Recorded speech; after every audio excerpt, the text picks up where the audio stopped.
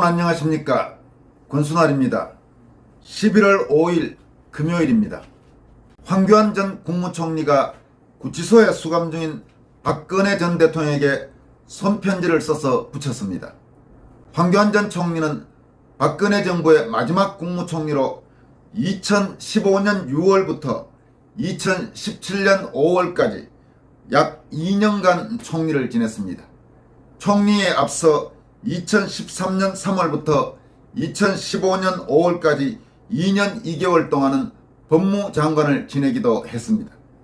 황교안 전 총리는 11월 5일 자신의 페이스북을 통해 박근혜 대통령에게 손편지를 써서 붙인 사실을 공개하고 얼마나 고초가 심하실지 가슴이 찢어진다 이렇게 밝혔습니다.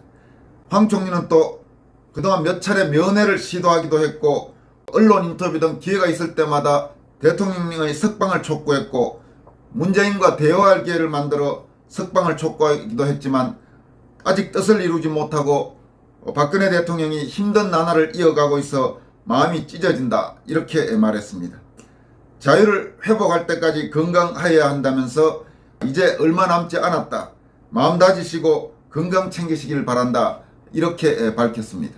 그럼 황교안 총리가 페이스북에 올린 관련 글 전문을 우선 여러분들에게 소개해 드리도록 하겠습니다.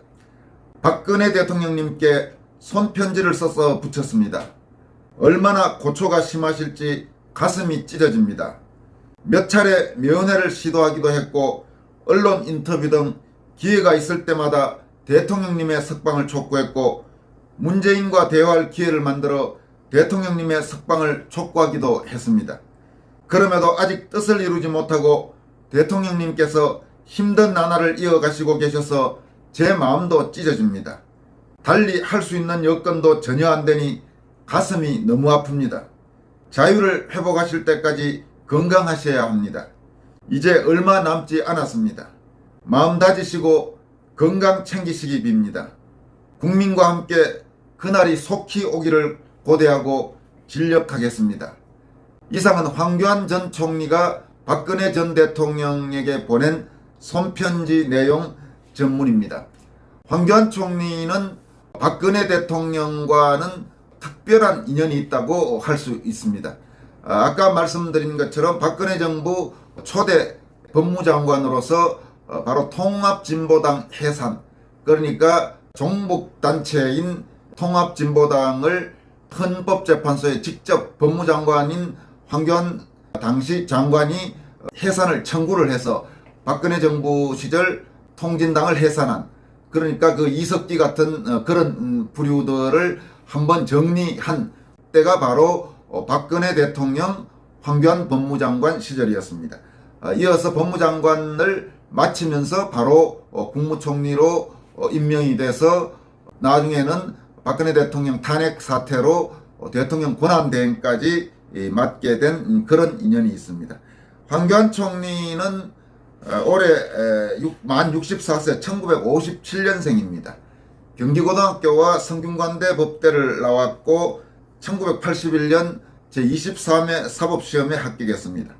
그리고 1982년 사법연수원 13기를 거쳐서 1983년 청주지검 검사로 검사 시절 생활을 시작했습니다. 이 청주지검에 근무할 때는 홍준표 현 국회의원과도 함께 근무한 것으로 그렇게 알려지고 있습니다. 이어서 1987년 서울지검 공안일부 검사로서 공안검사 생활을 시작했습니다. 이 공안검사라는 것은 대북 간첩 관련 그리고 선거사범 관련 수사를 전문으로 하는 부서가 공안부입니다.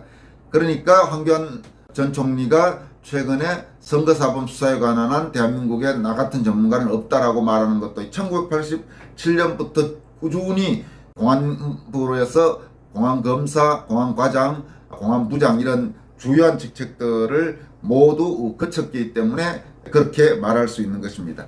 그렇지만 이제 황교안 총리는 노무현 정권 시절에 큰 시련을 맞습니다. 노무현 정권 시절 그 좌파 세력이 득세하면서 김대중 정부 시절에도 약간의 그런 부분이 있지만 그래도 김대중 정부 시절은 그렇게 노골적이지는 않았는데 이 노무현 정부 시절에는 엄청난 인사상 불이익을 받게 됩니다. 그러니까 차장검사를 무려 한 5년이나 하면서 당연히 검사장 승진을 해야 될 시점인데도 검사장 승진에서 탈락하고 하는 그런 일들이 반복됐습니다. 정권이 교체돼서 이명박 정부가 들어서서 어느 정도 정상적인 인사 회복을 해서 검사장 그리고 고등검사장을 거쳐서 2011년 사법연수원 동기인 한상대 검찰총장이 임명되면서 그 당시만 해도 검찰에서는 사법연수원이나 사시 동기 혹은 후배가 검찰총장에 오르면 그 나머지 동기나 그 선배들은 용퇴하는 것이 관행이었습니다. 그렇게 검찰을 떠나서 있다가 박근혜 정부가 들어오면서 법무장관으로, 그러니까 2011년은 이제 부산고검장까지, 대구고검장, 부산고검장을 거쳐서 검찰을 떠난 다음에 박근혜 정부에서 법무장관으로 복귀했던 것입니다. 그리고 황교안 총리는 공안부 검사 시절 주요한 굵직굵직한 간첩 사건, 북한 관련 사건은 거의 수사에 참여했다고 해도 과언이 아닙니다. 가령 대한항공 858 폭파 사건, 임수경 방북 사건, 남한조선노동당 중부지역당 사건, 이런 사건들에 다 수사검사로서 참여했습니다. 그러니까 이제 노무현 정권 들어서 내내 미움털이 박혀서 인사상 불이익을 보고 고생을 한 과거가 있습니다. 그런 측면에서 아마 황교안 총리로서는 박근혜 대통령에 대해서 특별한 마음이 있을 겁니다. 개인적으로도 본인을 법무장관 그리고 국무총리에 발탁한 그런 인연도 있기 때문입니다. 물론 이제 박근혜 대통령을 아주 아끼는 국민들 중에 어떤 분들은 박근혜 대통령이 그 고초를 당할 때 황교안 총리 혹은 황교안 대통령 권한대행이 도대체 뭘 해줬느냐면서 매우 차가운 시선을 보내는 분들도 있는 것으로 알고 있습니다. 그런 부분은 또 그 당시 시절에서 혹시 황교안 총리가 박근혜 대통령으로 봐서 섭섭하게 처신을 했는지는 모르겠습니다만은 지금 어쨌든 최근에 여러 움직임으로 봐서는 가슴이 찢어지는 듯한 그 마음은 저는 진정한 마음이라고 생각합니다. 그리고 대체로 최근 황교안 총리의 행보나 이런 부분들을 보면 정치인이라고 해서 이렇게 사람이 가슴속에 이상한 마음을 두고 그런 스타일은 아닌 걸로 보입니다. 그리고 아주 독실한 기독교 신자라는 부분에서도 아마 그 마음은 진심이라고 저는 그렇게 보고 있습니다. 어쨌든 황교안 대표, 황교안 전 총리가 4.15 총선 부정선거 의혹 진상규명 운동에 동참한 데 이어서 박근혜 대통령에게 손편지를 보낸 사실도 공개함으로써 현재 애국 시민들의 핵심적인 양대 관심사라고 볼 수 있는 것이 박근혜 대통령 부당 탄핵 진상규명 및 석방, 이 문제가 하나 있고 4.15 총선 부정선거 의혹 진상규명, 이 문제가 하나 있습니다. 그러니까 상당수 애국 시민들은 이 두 가지 화두를 다 공통의 과제로 인정을 하고 있습니다.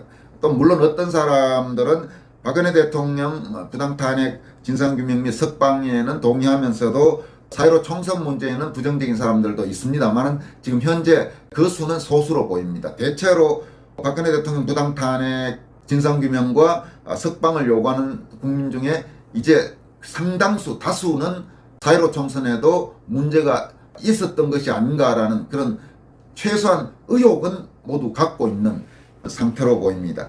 그런 현실에서 황교안 대표, 황교안 전 총리는 최근 4.15 북투본 총괄 고문직을 맡았고 또 박근혜 대통령에 대한 이 애틋한 감정을 함께 드러냄으로써 이제 좌고우면하지 않고 보수우파 혹은 자유우파 정치인으로서의 분명한 자기 포지션을 했다고 볼 수 있습니다. 실제로 4.15 총선 직전에 황교안 대표 행보와 관련해 비판받았던 부분 중에 하나가 물론 선거를 위해서 어쩔 수 없는 측면은 있었다 하더라도 소위 외연 확장이라는 이름 하에 사기 탄핵에 적극 가담했던 사람들, 그리고 탈당했던 사람들, 그리고 온갖 어중이 떠중이 이념적으로 정체가 애매한 사람들을 다 자유한국당 안에 끌어들여서 결국은 지금 당이 제대로 된 보수 우파 혹은 자유우파 정당이 아니고 지금과 같은 저런 식의 좌클릭을 해버린 그런 부분 때문에 비판을 꽤 많이 받아왔습니다. 그 당시 그런 판단 선택에 대해서 아마 내심 뭔가 조금 잘못했다 이런 생각을 최근 들어 황교안 총리가 하고 있는 게 아닌가. 더구나 그 당시 영입하거나 했던 사람들 중에 결국은 뒤에 보면 다 인간적으로 다 황교안 총리를 정치적으로 등을 돌려버렸으니까 아주 분명하게 이제 우파 정치인의 길을 가겠다. 그렇게 의사를 나타내고 있고 행동하고 있는 것입니다.